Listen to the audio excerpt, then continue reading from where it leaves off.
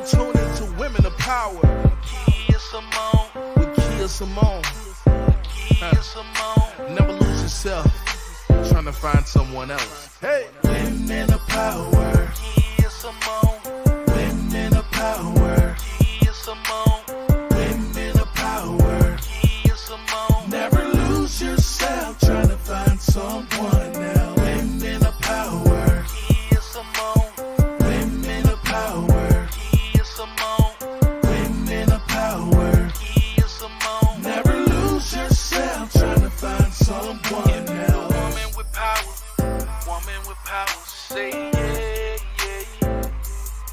If you a woman with power, say yeah, yeah. Hey, women of power. Kia Simone. Women of power. Kia Simone. Women of power.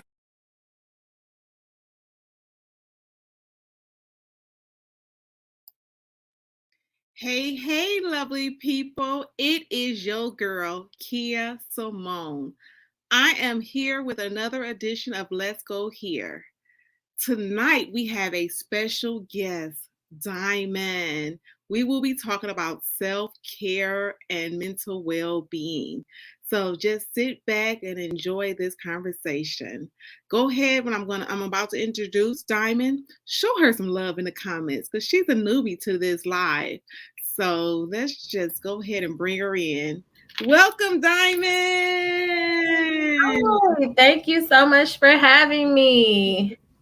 So Dymond, I know you were probably sitting back in the studio and you probably was like, okay, what did I just get myself into?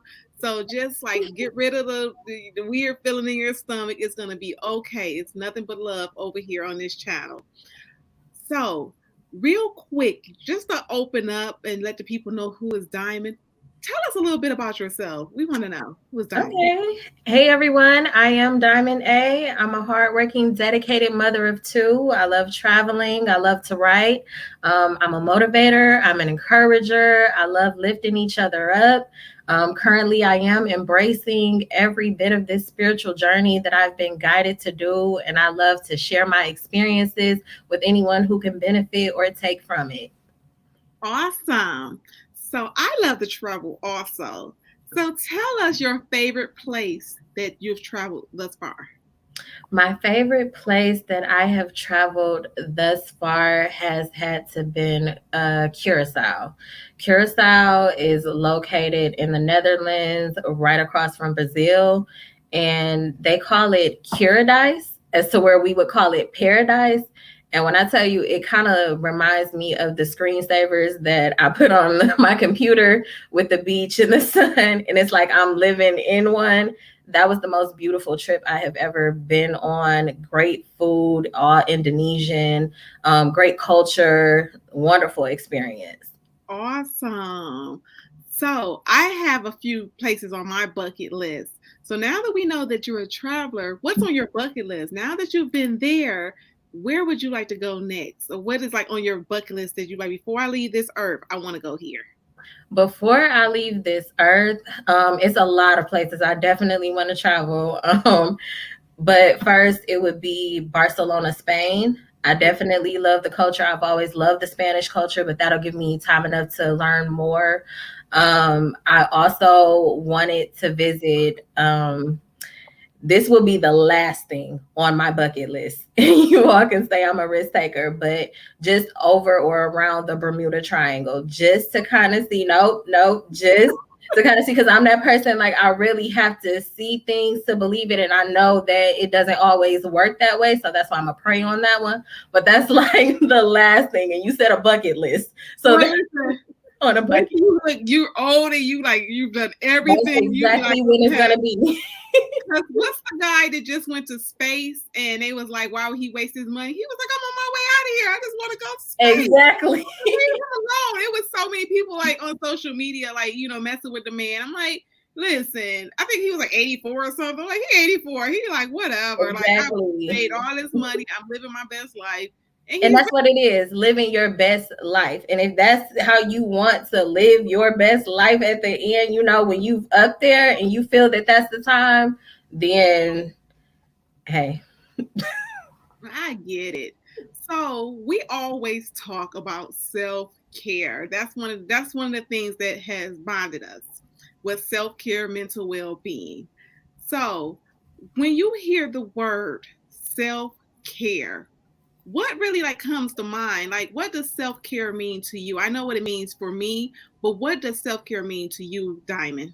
Self-care, when I think of self-care, I think of self-preservation, taking yourself back, truly considering who you are, treating yourself as your own best friend, taking care of your mind, body, and soul, not just the outside of you, but also your inside, your mental, your core, everything that you have going on inside of you. That is what I think of when I think of self-care.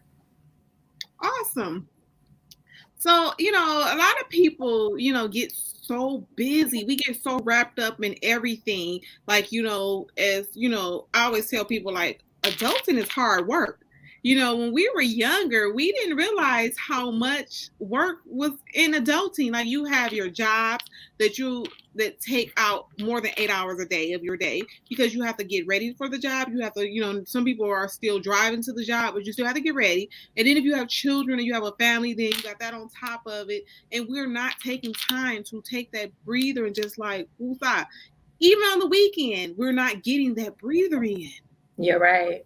You So definitely are right. when did you get to the point that you was just like, listen, let me take care of myself? Like, okay, something gotta give. Right. It actually got to a point where I was really going through a traumatic experience, and it was so many things going on at one time, and it was so much imbalance going on in my life that I lost control of what was going on around me at home, at work. I seemed to have it all together, on the outside, but then on the inside, once I got home, it seemed like my life was chaotic. And that's when it got to the point where I couldn't even get out of bed, where I had to truly pay attention to the signs that my body was giving me. At that point, I knew my body was shutting down. And that was the time for me to sit and truly think about what it is that is going on. Why am I feeling this way? What is this feeling that's coming over me? Am I meant to know something? What is this that I'm about to come up on? And that's when I had to sit down and truly get to the root cause of the pain that I was really feeling. So I'm glad that you mentioned the part about not being able to get up because I've experienced that. And it's sometimes when you mention it to someone, because sometimes when I can't think of the song when it's like I'm so close to the edge, I'm about to lose my mind, something like that on that chord or Yeah, whatever. So like he wrote them lyrics, he probably meant them lyrics. So he I've did. had that experience where it's just like I don't want to get out of bed. Like you like, okay, one more thing is gonna send me over the edge. And sometimes when you say that to someone, like, you may not go into detail, but you're like, listen, I'm like over it. I'm just there and I just can't handle anymore. So, what, like, you know, was it a scary feeling? Because again, that's a new feeling. When I first experienced that, it was just like, oh my gosh, what's going on? Like, again, because we're strong women. And at that time, I was single. So my main thing was, okay, if you lose it, who's going to hold all this stuff together? So I know that you mentioned that you were single and you have children. So what were your thoughts when you were sitting on that edge of the bed, like when you have a job? Because I've been that woman that's been in the workplace, like sitting at the desk and like I I don't know how I'm even here. Hold on. Yes. I felt like, how when you steady driving and you need to put gas in your car because you right on E? That's how I felt like I was going. I was still going, but I'm on E. I have no energy left to give. I have nothing, but I know on the outside, things need to get done. And like you said, who's going to do all this if I can't?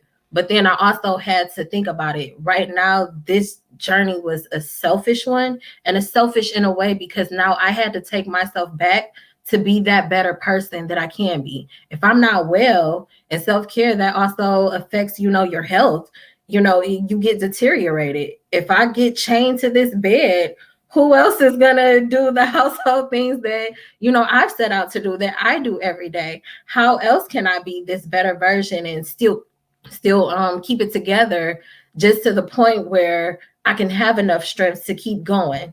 And every day I was feeling like I was still on E. Once I got done doing something, literally I would curl up in my bed or just lay down, try to close my eyes, or just cry myself to sleep until I couldn't cry anymore.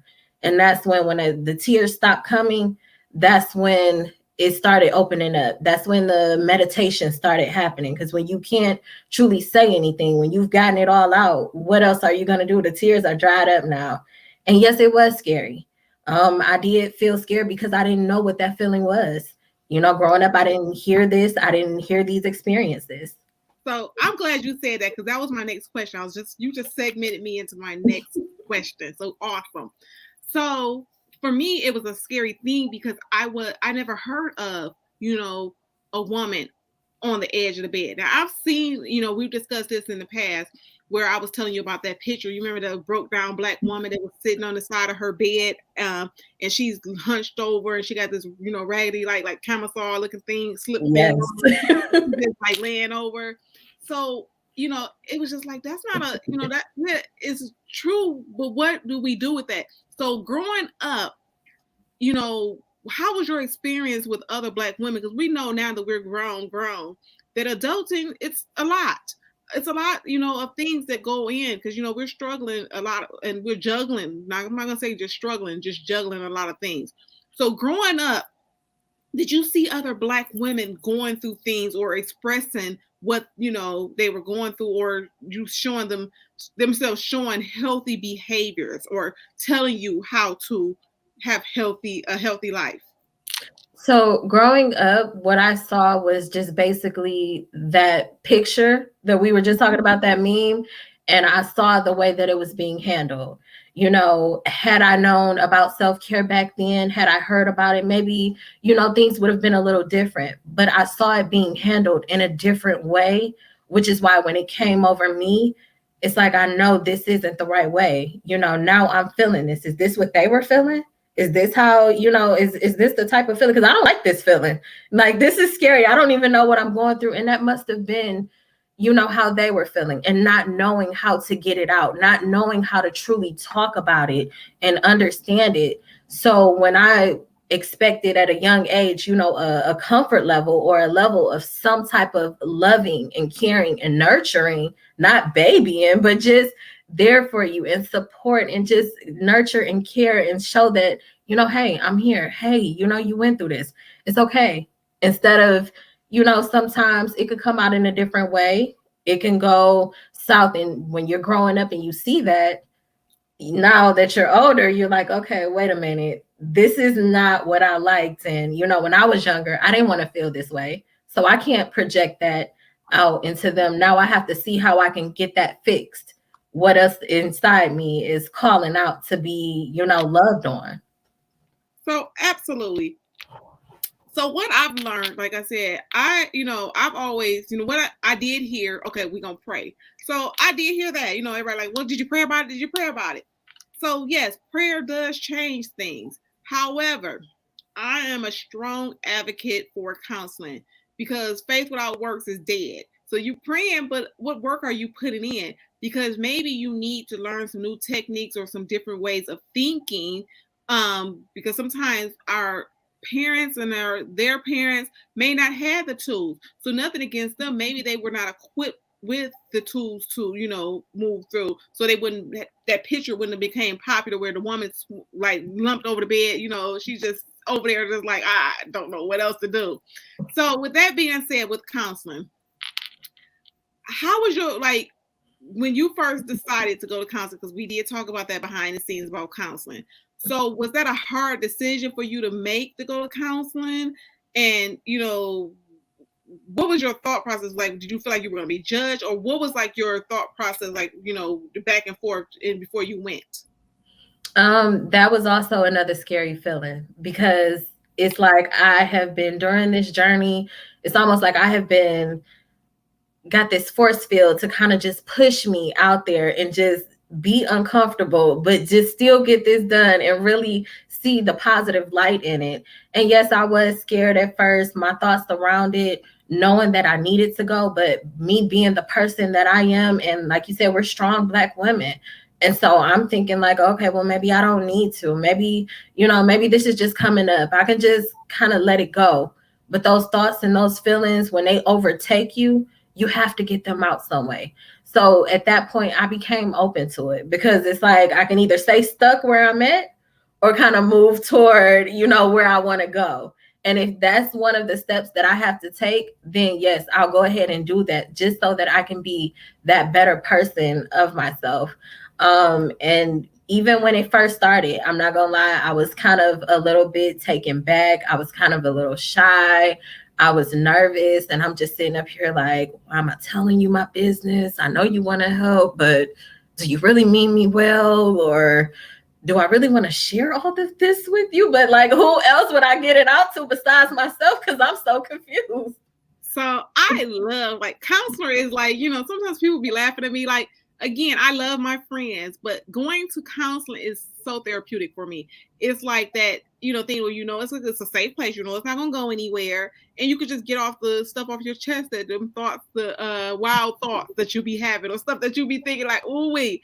Yes. So I just want to like go back to like what you said about the counseling. So I was telling you, share the story with you when I said, okay, counseling is like dating.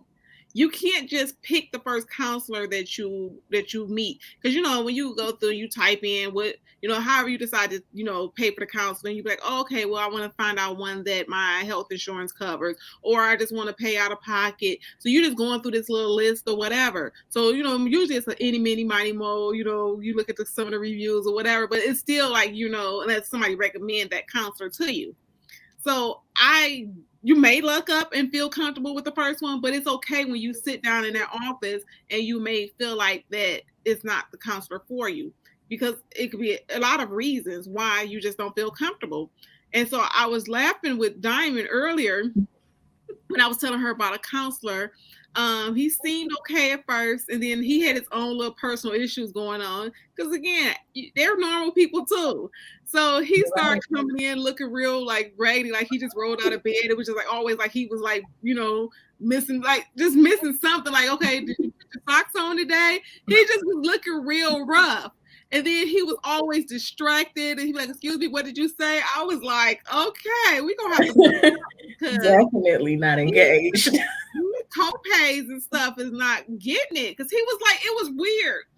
And so I had to let him go. It was just like, okay, I gotta move on, because this is a long drive. This is before the pandemic. And it was just, it just wasn't working no more. So you sometimes have to, with counselors, treat it like a regular relationship. And people used to be judging like, oh, you don't really want no help. It was my ex. He was like, you don't want no help because you fired your counselor, because as soon as they tell you what you don't want to hear, you don't know what's going on behind them closed doors. Stop. Right. So again, counseling, do you agree that sometimes it's like a relationship where you have to find that perfect fit? I do. At that point, before you go into counseling or before you go into anything, set your intentions. What do you hope to get out of counseling? What exactly are you looking for?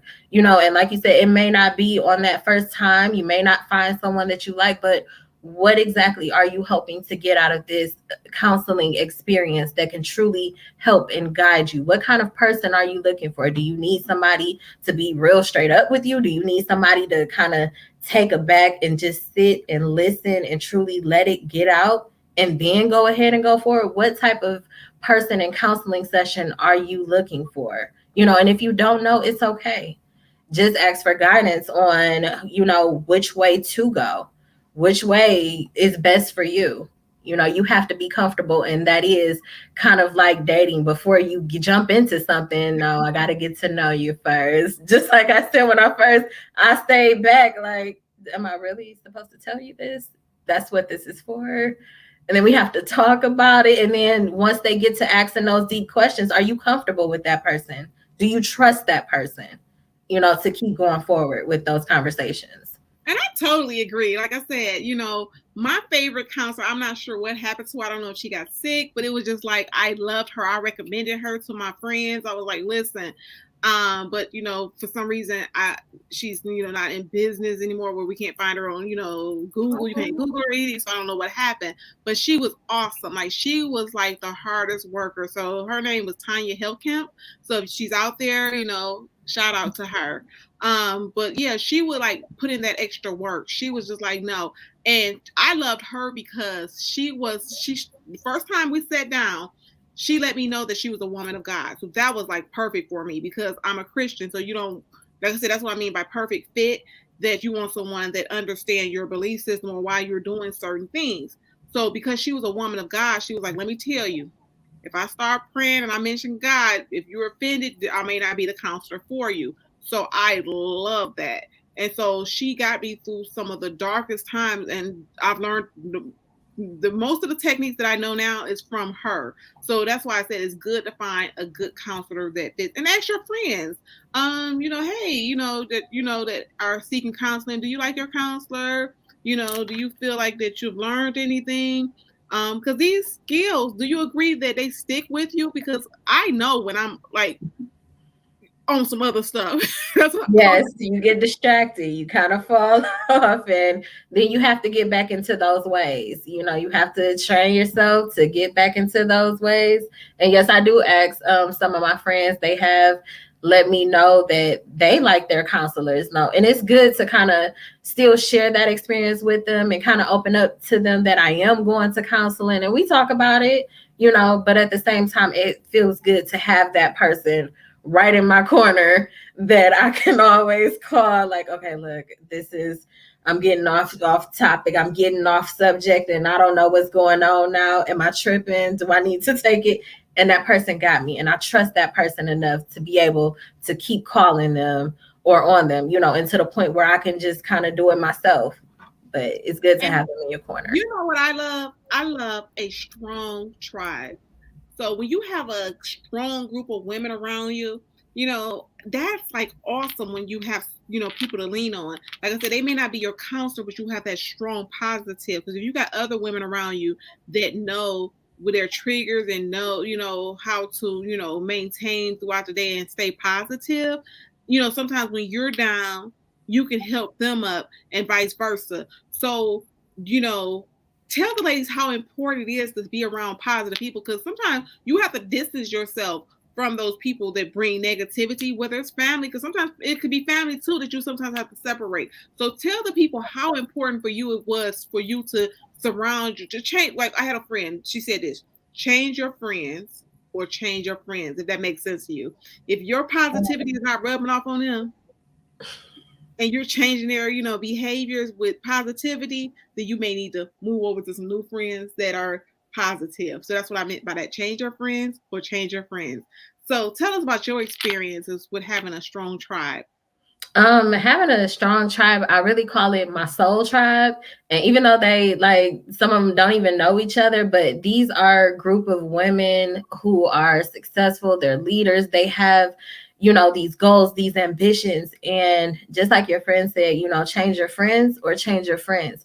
At that point, when I was practicing my self-care and taking myself back, that was one of the things I had to talk to myself about. I had to write about, these are the people that I want around me, somebody who's going to uplift me. I want motivational people surrounding me. I want people that we can all learn from each other, go places together and move higher up and share those experiences, give back to the younger generation that's under us and show them how strong we are together, different backgrounds, different lives, different experiences, and we can all come together and have that experience. And I have, I've watched over time, and this is crazy because even when the pandemic hit, my circle of friends have changed. I'm surrounded with more positivity, more upliftment, more encouragement. And that kind of hurt because, some people that you may have been friends with in the past or may have been truly close with, maybe they're not meant to go on this journey that you're on. And I had to really think about that and just take myself back and kind of like, I done came this far now. Now I got to still preserve myself because whatever is happening is going to continue to happen. It's no turning back now. And now that, I've created that whatever way I can still spread positivity to anybody who comes in my life, that's what I want people to get when they talk to me. Dymond, you just said a mouthful. So that was one of the hardest things for me. Even though I said when my friend said that statement, change your friends or change your friends, it's hard sometimes to It is. realize that everybody can't go on that journey with you because you don't want to be labeled as you acting funny, you moving differently, you doing, like people, they love to like have stuff to say about you. So I'm glad you said that because, like, that is a hard thing for a lot of people to realize that everybody can't go on this journey with you. They And can. yes, yes, yes, yes. So I, know what I do for self-care or to keep myself together. Because most recently, somebody had a birthday. And it was in the middle of the work week, and I was already, tired and overworked. And so, Diamond was like, well, my birthday is on a Thursday, I was like, okay, well, girl, we gonna go to brunch, okay? We had a self-care day. We went out, we, had awesome lunch. Shout out to Rochester Brunch House. It was lovely. We ate and had some mimosas. Then we walked around Rochester, downtown. So it was a good time. We just chatted and it was just nothing too serious. So just doing that was awesome. We talked about, future endeavors and everything, whatever. Just two, girlfriends having a off day during the week, a vacation in the middle of the week. That was well needed as well. Yeah. Well needed for both of us. Sometimes you do have to take a vacation day in the middle of the week unplanned. People always think that they have to go out of town, that they have to do something, but it was just so random. I was like, girl, yeah, I was tired, overworked. And I was like, girl, you was like, really? Yes, we can. So what I think we both were. Yeah. So what do you do on a normal day, or when you just know you need to, some people like to take a drive, some people like to just, go to the spa. What do you do when you just need to relax? First, even if I was to take a day and I have to myself, I will always make this list of things that I wanted to do if I was by myself or if I had the time to. I have a relaxation list and then a out day list. So I kind of go to those lists to see, what, maybe I can go get a massage. Maybe, I do deserve to just sit in the bathtub and just relax and just read a book, even if it's to listen to some music or write some things down and start journaling. Those are the things that I do, and have my candles lit. Whatever I want to do to preserve myself, protect my energy, that's what I kind of set out to do. And lately I've been taking more baths. I call them spiritual baths because I have bath salts, I have candles, and whatever I do, the bathroom is the only time that I have truly to myself as long as I want to. So I use that to my advantage. I pray, I meditate, I think, I talk, and I get a lot of clarity out of what is going really on. And that's that time that I take to myself. I pay attention to the signs that I'm feeling, everything that I have, my thoughts, I pay attention to it now. Me practicing self-care has gotten me to know who I am on the inside and out. So that's definitely one of my biggest go-tos. Oh, I have a friend. If she's watching, she know it's her. So my friend, I call her the clutter bug, okay? So she I think she's a hoarder. I love my boo dearly, but I'd be like, girl, that's why you be stressed, because you got too much stuff going around. So I'm saying that to say, for me, I don't even really have to go anywhere, how, massage. Now, a good massage is nice, because I've had a massage that took me out where I was slobbing on the bed. I was that brown one. That lady had some techniques. She did some stuff. I was like, I've never been to sleep. But I tell people it's your environment too. Even when you're in the workplace and your desk is a hot mess and it's just stuff over, that may be a cause of some of your anxiety and your stress. So for me is what's the best stress reliever for me is when you just turn off the world, you stop worrying about what you got to do for work, what you got to do for your side hustles, and some clean sheets after a good bath, a nicely made up bed, and a good movie. I'm a sucker for love. So that's my self-care. Like, I some people are like, I gotta go to a hotel. Well, I live alone, so I don't need to go to a hotel because my room is very nice. So again, it's just those nice sheets. But you know what? I'm glad you mentioned decluttering, because that also helps. That can build your anxiety when you have a lot of things around you and people don't realize that. And it got to the point where that clutter represents everything that's going on in your life and how it's catching up to you. And now it seems like you're running from it. Because if you notice, like when you clean up and when you kind of get a peace of mind, knowing that everything is done, everything is clean, clothes are washed, your mind is sort of clear. And so I started cleaning out my house, like truly getting down to everything, cleaning out my house, my mind, my car, my soul, everything inside of me. I started cleaning out, which is definitely helping. Now, this is my Aunt Teresa. So she likes activity. So whoever is watching this, if you catch this live later, catch her Love and Marriage. She was the first couple on that series. So she's just like to do stuff. Okay. So she was hanging from the house, getting gutters. That's how she got her man, okay? So Teresa got her man because he was like, okay, she out here hanging from the gutters. Let me help her out. But she said she likes to clean and uplifting music. So I guess, to each his own. Like I said, I guess that's that energy, but no, I'm already have it clean. I want to sit down and just relax. So again, that may help somebody because somebody else might like to clean and listen to their house music. I definitely do. Back in the day, the parents used to wake up on Saturday mornings and, turn on the music. That's how you knew it was time to clean up.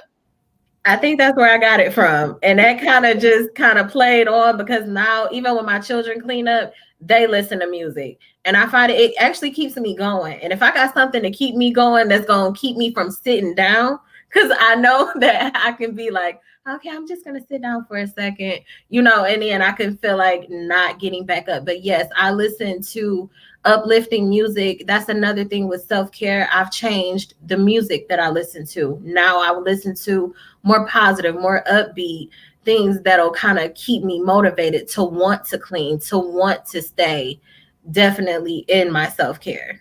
So I'm glad you said that.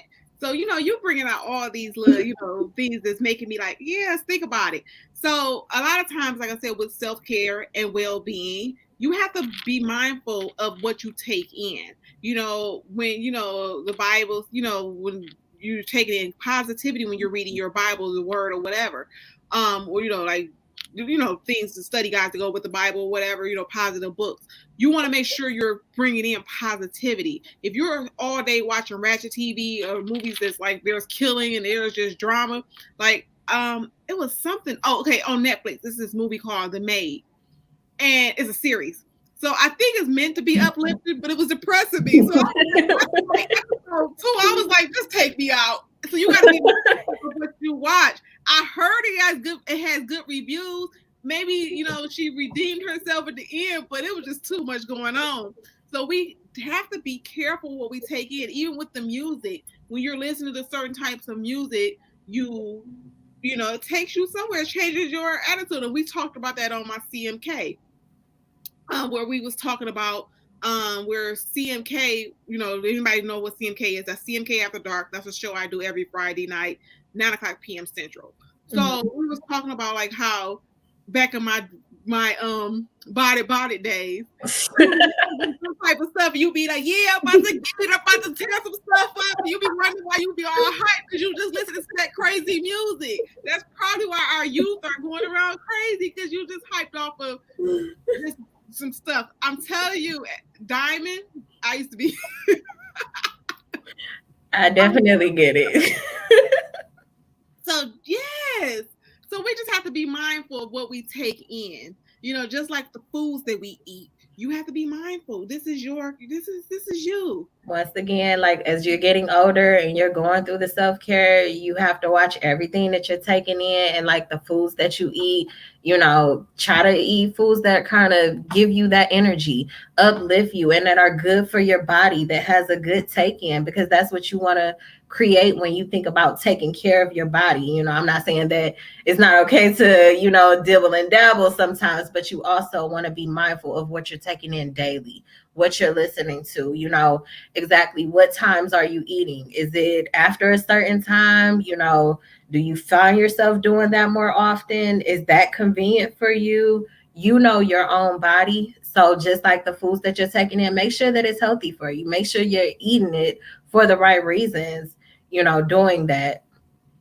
And I'm just so glad to have you on because again, we're gonna follow Dymond. She hasn't started yet. So again, this is why you change your tribe, you change your friends. You know, you surround yourself with different people.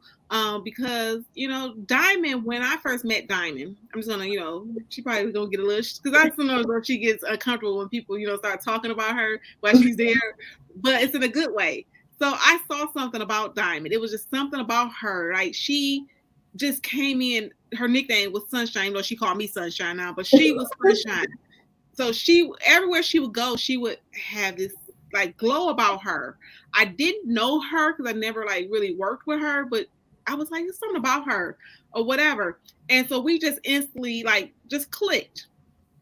And so, like, you know, we were talking. I'd be like, okay, did you journal today? Did you do this? And I would just, you have to have an accountability partner also. That's what it So is. with this self wellness, you can't be out here alone. You know, a lot of people think that they could just walk out here and just be by yourself. You know, that's why, you know, people that say, well, I don't need to go to church, you know, to, you know, believe in God. It's a reason why, because you're built. It's one of the reasons why is because you have accountability there, because you have somebody watching you that if they see you, you know, going astray or doing something, that they can pull you back in. So that's the same way with, you know, these tribes that we're creating, that you have people to hold you accountable. If I see Dymond going too far left, I would hope that she would do that for me also. Like, okay, you do XYZ.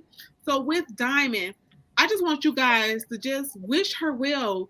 Pray for, you know, if you watch this video later, just lift her up in prayer that she, you know, is able to do what she wants to do. She wants to be able to touch other women. She wants to be able to share her gifts because, again, in an office setting, you know how corporate America is, it could get dark. You know, you have so many people that are just so overwhelmed, so busy. And, you know, for a while, I was like, okay, they're trying to put out my sunshine's light. But my sunshine was still trying to, you know, maintain. So just keep her lifted in prayer that she can find her way and that she's successful in whatever that she's trying to do and that God has his hands on it. So in closing, Dymond, what do you want to tell the people before you close? Like, you know, is there anything that you want to add about self-care, mental well-being, just anything that I missed that you just want to just share with us? I would say that just remember, treat yourself like your own best friend. If you wouldn't allow anybody or anything to kind of go wrong with that best friend or somebody that you're truly close to, treat yourself that same way, you know, and start dating yourself if you have to take it back that far, you know, treating yourself out, giving yourself something that you deserve just because you're taking care of yourself, and pay attention to all the signs that your body is trying to tell you. You know, definitely journaling, writing, whatever helps you meditate and get it out, use that and build on that, you know, create that sacred time for yourself. But thank you so much for having me, Kia. It's been a joy and a pleasure. I am so honored to be on your show and a part of your accomplishments. I love everything that you're doing. Thank you so much, everyone. No problem. So I just wanted to share with you guys. She was nervous about coming on, and I told her she was gonna kill it. So if anybody that's watching this, I'm always looking for new guests. Dymond's gonna be back, and she's gonna have a testimony when she comes back. She's gonna come back to my show, and just don't be scared to share. You know, I understand that everybody don't want to, you know, have a YouTube channel. Everybody don't want to go live, but you have a story to share with someone. So you know, we can all help each other build. You know, so if someone asks you to do something, it may be out of your comfort zone, but you never know what it leads to. So I just want to thank Dymond for taking the chance to come on because I've been asking her for a minute. She was so nervous, but I said, Dymond, you have the personality. You're going to kill it. Now, tell the people, did it feel like we were just talking girlfriend to girlfriend? It didn't feel like nobody was here. I can see the counter. Again, a lot of times people watch it afterwards, but it feels like we're just talking. Just talking. I definitely feel comfortable. So make sure if you watch this later that you hit the like button, that you subscribe to my channel so you can see more positive content. Also, if you want to be on my show, you can just drop your information in the comments, or you can DM me my Instagram. I'm going to put my Instagram up there real quick before we end. Let's put that up. It's moving slow. I got the Ted Riley Wi-Fi over here today. So that's my IG. It's author Kia Simone. So if you just want to just like be on the show, believe it or not, I'm getting people that are really starting to watch the show, and sometimes you don't even know. That's another thing that I want to mention. Whatever God has put in your heart, just do it until you get there. Sometimes when people don't see enough movement, they want to quit. So what I'm saying that to say is you don't know who's watching you, because in the last couple of weeks, I've been getting people that's been DMing me, messaging me with show ideas or suggestions.